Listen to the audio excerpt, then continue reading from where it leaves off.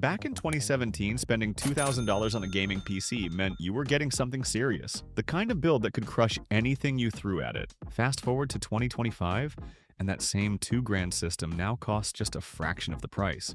But how well does it actually hold up today? Can it still deliver smooth gameplay in modern titles? Or has time finally caught up with it? In this video, we're putting this once high-end machine to the test. We'll see how it handles today's demanding games, check temperatures, power draw, and real-world performance. And find out if a system like this is still worth owning. If you've ever wondered how your old rig stacks up against modern builds, or you just love a good bit of tech nostalgia, you're in the right place. Let's get started. Moving on to the main components of this build, we've got 3 RAM sticks, and yeah, they look a little mismatched. Let's pull them out and take a closer look. There's one 16GB DDR 4-stick running at 3200 MHz, and 2 4GB sticks at 2400 MHz. Back in 2017, 24GB of RAM was more than enough for a mid to high-end gaming or productivity PC. Today though, 32GB has become the new standard. Still, at the time, this 24GB setup would have cost around $120. Not cheap, but a solid investment for anyone building a capable system. Alright, moving on to storage. Now, and this part's actually pretty interesting. The system's running a 1TB NVMe SSD alongside a 480GB SATA SSD. Back in 2017, NVMe drives were basically the future. Super fast, super expensive, and honestly, a bit hard to find. A 1TB model like this could easily cost around $500, while the SATA SSD was the more practical option at roughly $70. Together, they gave you the best of both worlds: speed and capacity, fast boot times, quick game loads, and enough space for your projects. For its time, this was a premium setup, no doubt about it. Now let's move on to the heart of this build and the graphics card. This system features the NVIDIA GeForce GTX 1070 Ti with 8GB of RAM, launched in late 2017 under some pretty interesting circumstances. At the time, the GTX 1070 was already a fan favorite for its excellent price-to-performance ratio, while the GTX 1080 delivered more power, but at a much higher cost. That left a gap in the lineup, and NVIDIA filled it perfectly with the 1080 Ti.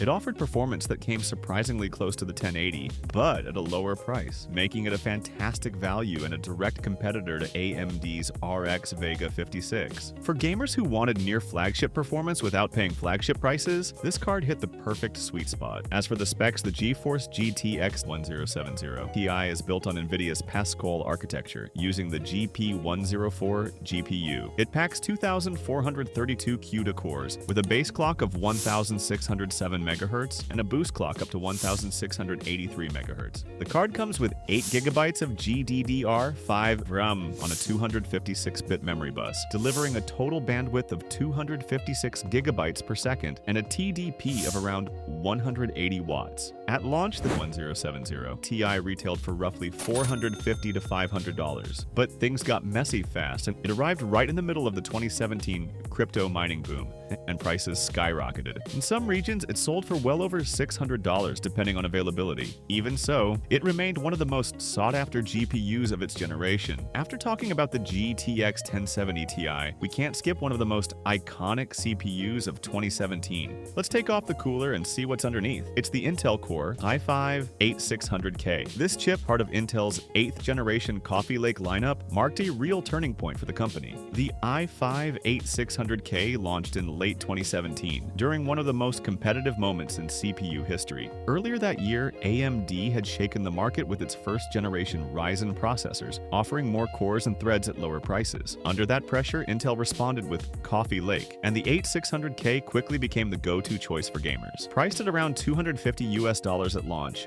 it offered incredible value. For the first time, the Core i5 lineup jumped from 4 cores to 6 cores and 6 threads. With a 3.6 GHz base clock and a 4.3 GHz boost, and easy overclocking up to 5 GHz with decent cooling. It struck the perfect balance between power and efficiency, with a TDP of 95 watts. Back then, the i5-8600K was widely regarded as the king of gaming CPUs. Sure, it had fewer threads than Ryzen, but higher clocks, stronger IPC, and outstanding single-core performance. Pairing it with a GTX 1070 Ti or a GTX 1080 was considered the ultimate mid to high-end gaming combo of 2017. After mentioning the Core i5-8600K, it only makes sense to talk about its longtime companion, the ASRock Z370 Pro 4 motherboard. When Intel launched the 8th generation Coffee Lake CPUs in 2017, one major controversy was compatibility. Even though they use the same LGA1151 socket, these processors only worked with the new Z370 chipset. That meant gamers who wanted to unlock the full potential and overclocking power of the i5-8600K had to invest in a new board, and the Z370 Pro 4 quickly became one of the most popular choices for its affordable price. At launch, this board sold for around $120, making it one of the most budget-friendly Z370 options on the market, priced well below premium boards from Asus or MSI, yet still offering all the essentials. The ASRock Z370 Pro 4 earned its reputation as the best value pick for anyone building the classic i5-8600K plus GTX 1070 Ti combo, one of the most powerful and balanced gaming setups of 2017. As for cooling, this system comes with a Cooler Master air cooler that honestly looks a lot like one of those old AMD stock coolers. Small, basic, and definitely showing its age. After a bit of digging, I finally found its exact name, the Extreme i117. To be honest, I wouldn't rate this cooler too highly. It's functional, sure, but considering the i5-8600K is a K-series chip known for running hot, especially under load or when overclocked, an upgrade is pretty much inevitable. If you plan to push this CPU to its limits, investing in a better cooler should be one of your first priorities. The original power supply was unfortunately dead, so I swapped in one of my own just for testing purposes. As for the case, it's about as simple as it gets.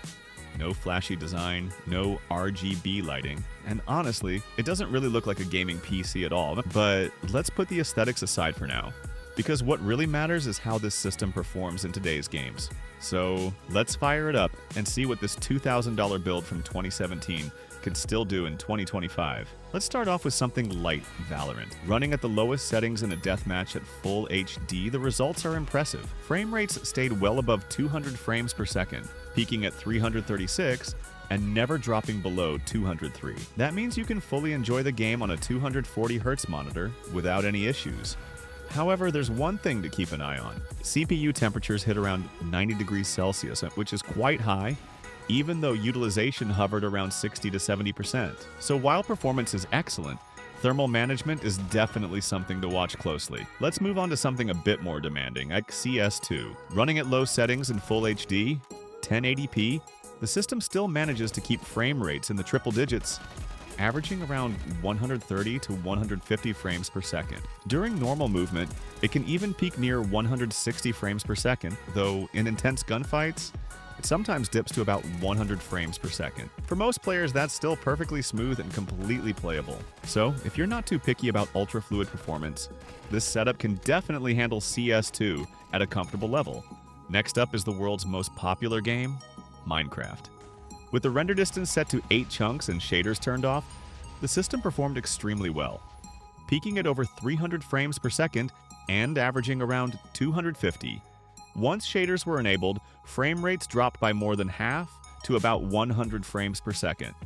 But the gameplay still felt smooth and enjoyable overall. However, the CPU temperature remains a concern.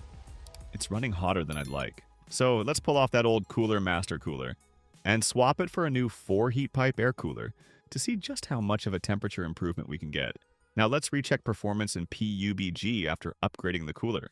CPU temperatures have dropped by an impressive 25 to 30 degrees Celsius, even while running at around 90% load.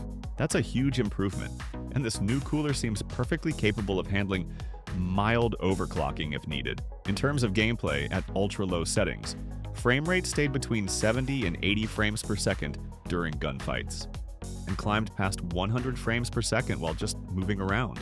Overall, the experience feels much smoother and more stable, proof that a simple cooling upgrade can make a big difference. For a system built back in 2017, this PC still holds up surprisingly well. It can't compete with today's high-end hardware, but it delivers smooth 1080p gaming performance in most titles, and still feels remarkably capable even now. If you enjoyed this video, don't forget to hit that like button and subscribe for more PC builds and benchmarks. Thanks for watching, and I'll see you in the next one.